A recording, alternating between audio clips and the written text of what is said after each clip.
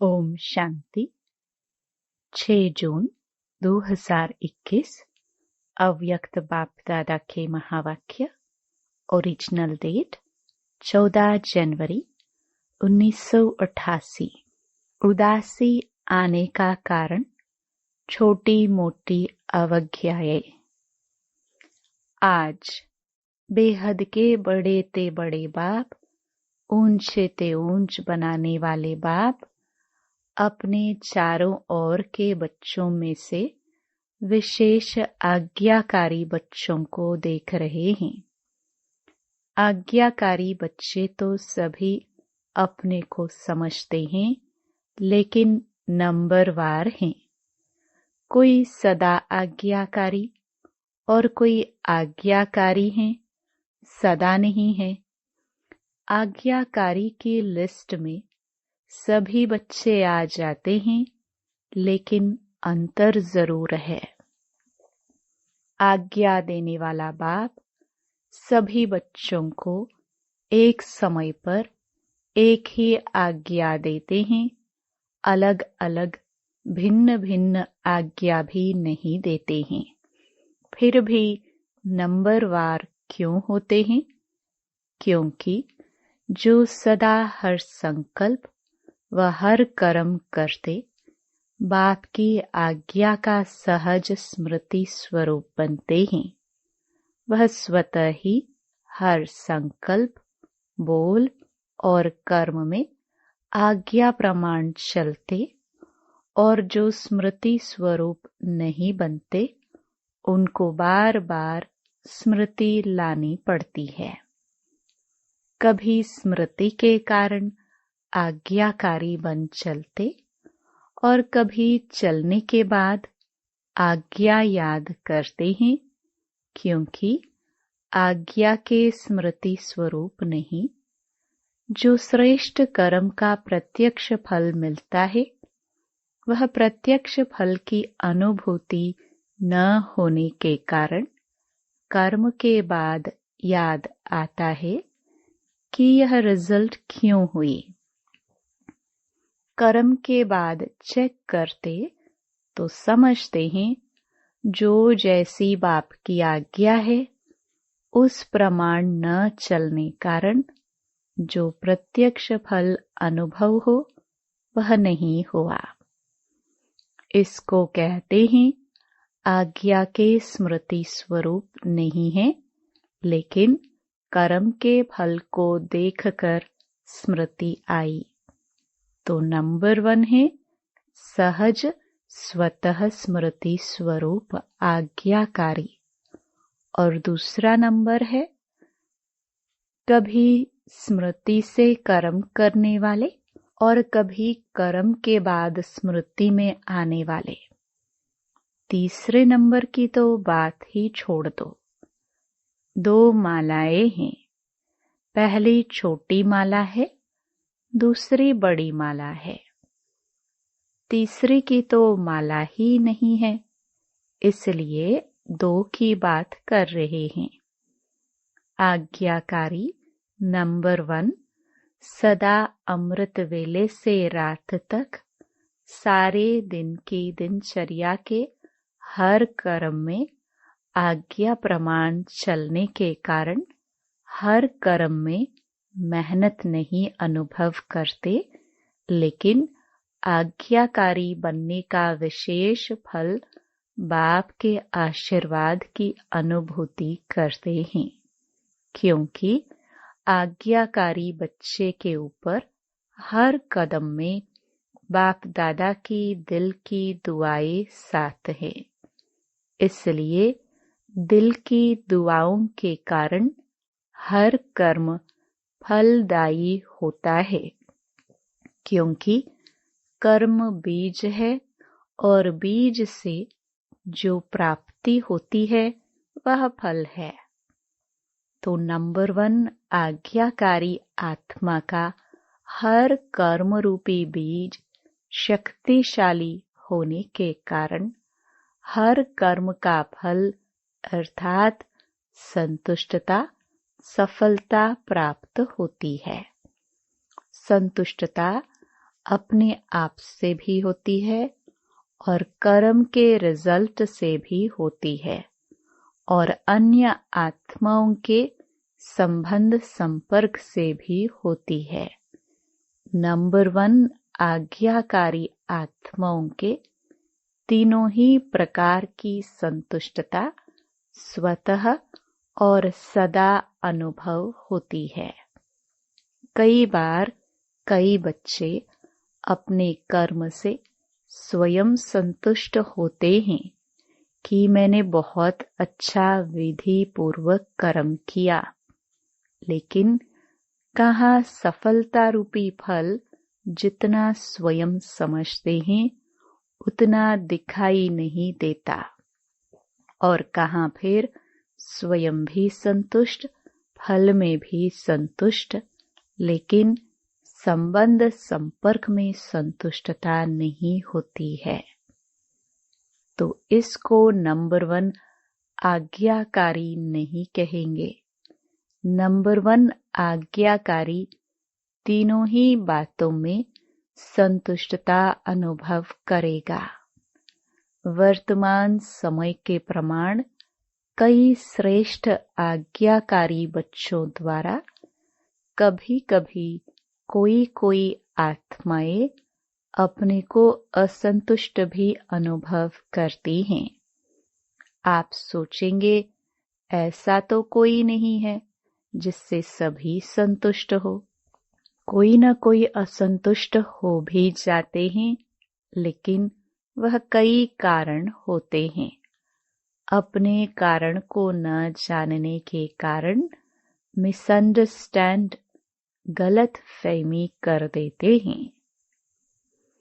दूसरी बात, अपनी बुद्धि प्रमाण बड़ों से चाहना इच्छा ज्यादा रखते हैं और वह इच्छा जब पूर्ण नहीं होती तो असंतुष्ट हो जाते। तीसरी बात, कई आत्माओं के पिछले संस्कार, स्वभाव और हिसाब किताब के कारण भी जो संतुष्ट होना चाहिए वह नहीं होते। इस कारण नंबर 1 आज्ञाकारी आत्मा का व श्रेष्ठ आत्माओं द्वारा संतुष्टता न मिलने का कारण होता नहीं है, लेकिन अपने कारणों से असंतुष्ट रह जाते हैं।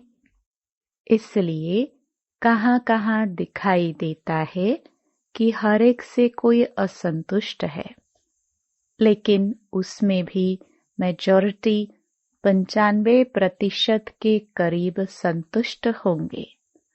5% असंतुष्ट दिखाई देते। तो नंबर 1 आज्ञाकारी बच्चे मेजॉरिटी तीनों ही रूप से संतुष्ट अनुभव करेंगे और सदा आज्ञा प्रमाण श्रेष्ठ कर्म होने के कारण हर कर्म करने के बाद संतुष्ट होने कारण कर्म बार बार बुद्धि को, मन को विचलित नहीं करेगा कि ठीक किया या नहीं किया। सेकंड नंबर वालों को कर्म करने के बाद कई बार मन में संकल्प चलता है कि पता नहीं ठीक किया या नहीं किया, जिसको आप लोग अपनी भाषा में कहते हो मन खाता है कि ठीक नहीं किया। नंबर 1 आज्ञाकारी आत्मा का कभी मन नहीं खाता। आज्ञा प्रमाण चलने के कारण सदा हल्के रहते, क्योंकि कर्म के बंधन का बोझ नहीं।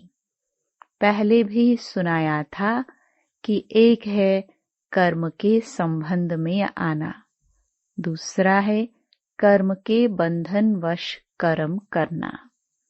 तो नंबर 1 आत्मा कर्म के संबंध में आने वाली है, इसलिए सदा हल्की है। नंबर 1 आत्मा हर कर्म में बाप दादा द्वारा विशेष आशीर्वाद की प्राप्ति के कारण हर कर्म करते आशीर्वाद के फल स्वरूप सदा ही आंतरिक विल पावर अनुभव करेगी, सदा अतीन्द्रिय सुख का अनुभव करेगी, सदा अपने को भरपूर अर्थात संपन्न अनुभव करेगी। कभी कभी कई बच्चे बाप के आगे अपने दिल का हालचाल सुनाते क्या कहते हैं, ना मालूम क्यों आज अपने को खाली खाली समझते हैं। कोई बात भी नहीं हुई है, लेकिन संपन्नता व सुख की अनुभूति नहीं हो रही है। कई बार उस समय कोई उल्टा कार्य या कोई छोटी मोटी भूल नहीं होती है, लेकिन चलते चलते अनजान व अलबेलेपन में समय प्रति समय आज्ञा के प्रमाण काम नहीं करते हैं।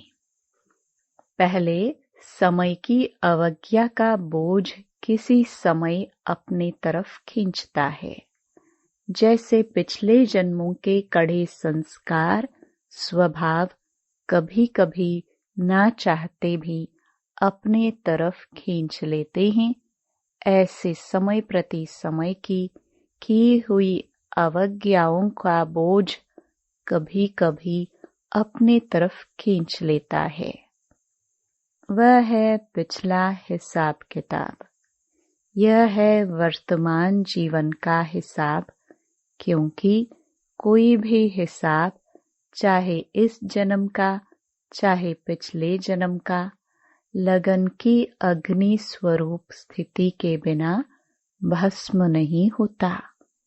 सदा अग्नि स्वरूप स्थिति अर्थात शक्तिशाली याद की स्थिति, बीज रूप लाइट हाउस माइट हाउस स्थिति सदा न होने के कारण हिसाब किताब को भस्म नहीं कर सकते हैं।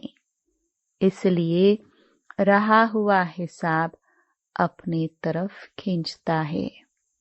उस समय कोई गलती नहीं करते हो कि पता नहीं क्या हुआ, कभी मन नहीं लगेगा याद में, सेवा में, व कभी उदासी की लहर होगी।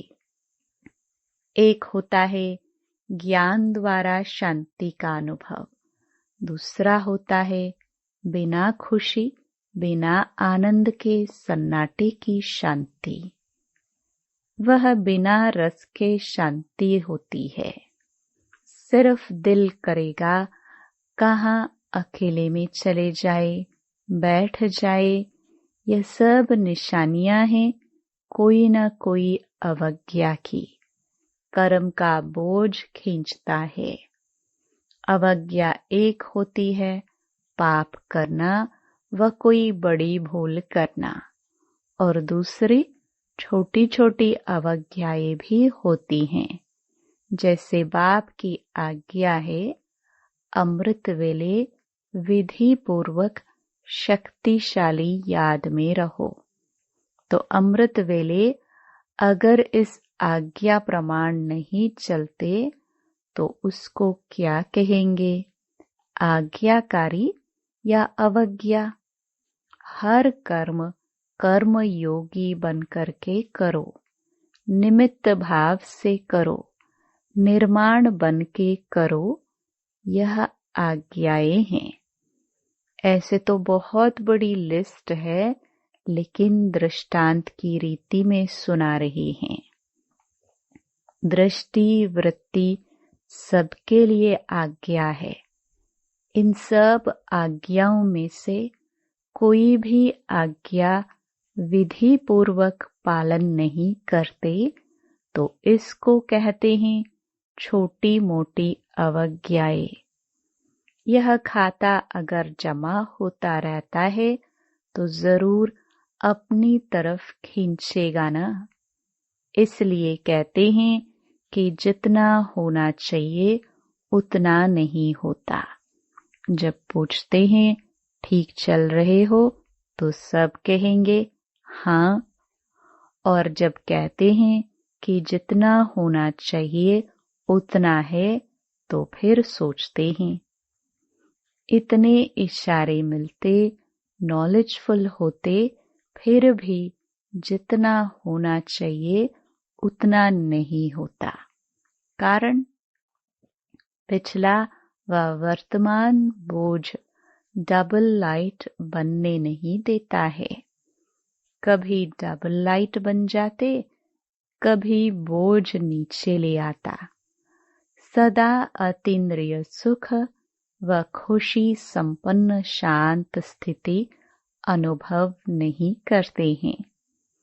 बाप दादा के आज्ञाकारी बनने की विशेष आशीर्वाद की लिफ्ट के प्राप्ति की अनुभूति नहीं होती है।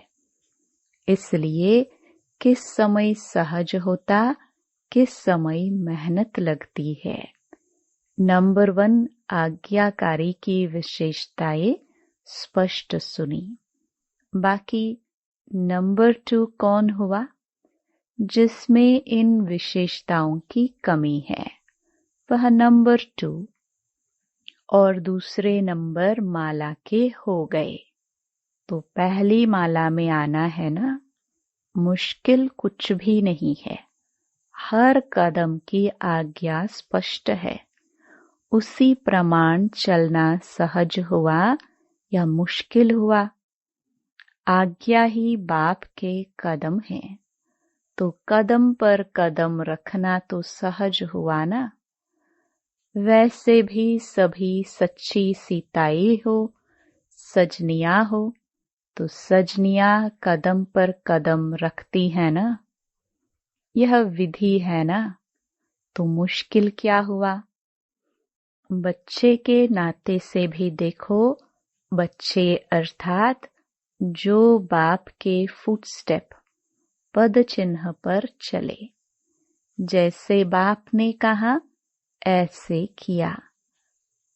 बाप का कहना और बच्चों का करना, इसको कहते हैं नंबर 1 आज्ञाकारी। तो चेक करो और चेंज करो। अच्छा, चारों ओर के सर्व आज्ञाकारी श्रेष्ठ आत्माओं को सदा बाप द्वारा प्राप्त हुई आशीर्वाद की अनुभूति करने वाली विशेष आत्माओं को सदा हर कर्म में संतुष्टता, सफलता अनुभव करने वाली महान आत्माओं को सदा कदम पर कदम रखने वाले आज्ञाकारी बच्चों को बाप दादा का याद प्यार और नमस्ते। पार्टियों से अव्यक्त बाप दादा की मधुर मुलाकात। 1. सदा अपने को रूहानी यात्री समझते हो। यात्रा करते क्या याद रहेगा। जहाँ जाना है वही याद रहेगा ना। अगर और कोई बात याद आती है तो उसको भुलाते हैं। अगर कोई देवी की यात्रा पर जाएंगे तो जय माता कहते जाएंगे। अगर कोई और याद आएंगी तो अच्छा नहीं समझते हैं। 1-2 को भी याद दिलाएंगे, जय माता याद करो। घर को व बच्चे को याद नहीं करो, माता को याद करो। तो रूहानी यात्रियों को सदा क्या याद रहता है। अपना घर परम धाम याद रहता है ना। वहां ही जाना है। तो अपना घर और अपना राज्य स्वर्ग दोनों याद रहता है या और बातें भी याद रहती है। पुरानी दुनिया तो याद नहीं आती है ना। ऐसे नहीं, यहाँ रहते हैं तो याद आ जाती है। रहते हुए भी न्यारे रहना, क्योंकि जितना न्यारे रहेंगे उतना ही प्यार से बाप को याद कर सकेंगे। तो चेक करो, पुरानी दुनिया में रहते पुरानी दुनिया में फंस तो नहीं जाते हैं। कमल पुष्प कीचड़ में रहता है, लेकिन कीचड़ से न्यारा रहता है। तो सेवा के लिए रहना पड़ता है, मोह के कारण नहीं। तो माताओं को मोह तो नहीं है। अगर थोड़ा दोतरे पोतरे को कुछ हो जाए फिर मोह होगा। अगर वह थोड़ा रोए तो आपका मन भी थोड़ा रोएगा, क्योंकि जहाँ मोह होता है तो दूसरे का दुख भी अपना दुख लगता है। ऐसे नहीं उसको बुखार हो तो आपको भी मन का बुखार हो जाए। मोह खींचता है ना। पेपर तो आते हैं ना, कभी पोतरा बीमार होगा, कभी धोत्रा, कभी धन की समस्या आएगी, कभी अपनी बीमारी की समस्या आएगी। यह तो होगा ही, लेकिन सदा न्यारे रहे, मोह में न आए। ऐसे निर्मोही हो। माताओं को होता है संबंध से मोह और पांडवों को होता है पैसे से मोह। पैसा कमाने में याद भी भूल जाएगी। शरीर निर्वाह करने के लिए निमित्त काम करना दूसरी बात है, लेकिन ऐसा लगे रहना जो न पढ़ाई याद आए न याद का अभ्यास हो, उसको कहेंगे मोह। तो मोह तो नहीं है ना। जितना नष्ट मोहा होंगे उतना ही स्मृति स्वरूप होंगे। कुमारों से कमाल करने वाले कुमार होना। क्या कमाल दिखाएंगे? सदा बाप को प्रत्यक्ष करने का उमंग तो रहता ही है, लेकिन उसकी विधि क्या है? आजकल तो यूथ के तरफ सबकी नजर है। रूहानी यूथ अपने मनसा शक्ति से, बोल से, चलन से ऐसे शांति की शक्ति अनुभव कराए जो वह समझे कि यह शांति की शक्ति से क्रांति करने वाले हैं। जैसे जिस्मानी यूथ की चलन और चेहरे से जोश दिखाई देता है ना, देख कर ही पता चलता है कि यह यूथ है। ऐसे आपके चेहरे और चलन से शांति की अनुभूति हो। इसको कहते हैं कमाल करना। हर एक की वृत्ति से वाइब्रेशन आए। जैसे उन्हों के चलन से, चेहरे से वाइब्रेशन आता है कि यह हिंसक वृत्ति वाले हैं, ऐसे आपके वाइब्रेशन से शांति की किरणें अनुभव हो। ऐसी कमाल करके दिखाओ। कोई भी क्रांति का कार्य करता है तो सबका अटेंशन जाता है ना। ऐसे आप लोगों के ऊपर सबका अटेंशन जाए, ऐसी विशाल सेवा करो। क्योंकि ज्ञान सुनाने से अच्छा तो लगता है, लेकिन परिवर्तन अनुभव को देखकर अनुभवी बनते हैं। ऐसी कोई न्यारी बात करके दिखाओ। वाणी से तो माताएं भी सेवा करती हैं, निमित्त बहनें भी सेवा करती हैं, लेकिन आप नवीनता करके दिखाओ जो गवर्नमेंट का भी अटेंशन जाए। जैसे सूर्य उदय होता है तो स्वतः ही अटेंशन जाता है ना, रोशनी आ रही है। ऐसे आपके तरफ अटेंशन जाए। समझा? वरदान। थकी व तड़पती हुई आत्माओं को सिद्धि देने वाले खुदाई खिदमतगार भव। आत्माओं की बहुत समय से इच्छा व आशा है निर्वाण व मुक्ति धाम में जाने की। इसके लिए ही अनेक जन्मों से अनेक प्रकार की साधना करते करते थक चुकी हैं। अभी हर एक सिद्धि चाहते हैं, न कि साधना। सिद्धि अर्थात सद्गति। तो ऐसी तड़फती हुई, थकी हुई, प्यासी आत्माओं की प्यास बुझाने के लिए आप श्रेष्ठ आत्माएं अपने साइलेंस की शक्ति व सर्व शक्तियों से 1 सेकंड में सिद्धि दो, तब कहेंगे खुदाई खिदमतगार। स्लोगन: कमजोर संस्कार ही माया के आने का चोर गेट है। अब यह गेट बंद करो। Om Shanti. To watch Peace of Mind channel videos on YouTube, subscribe us on youtube.com/TV Peace of Mind. Just a click for a peaceful life.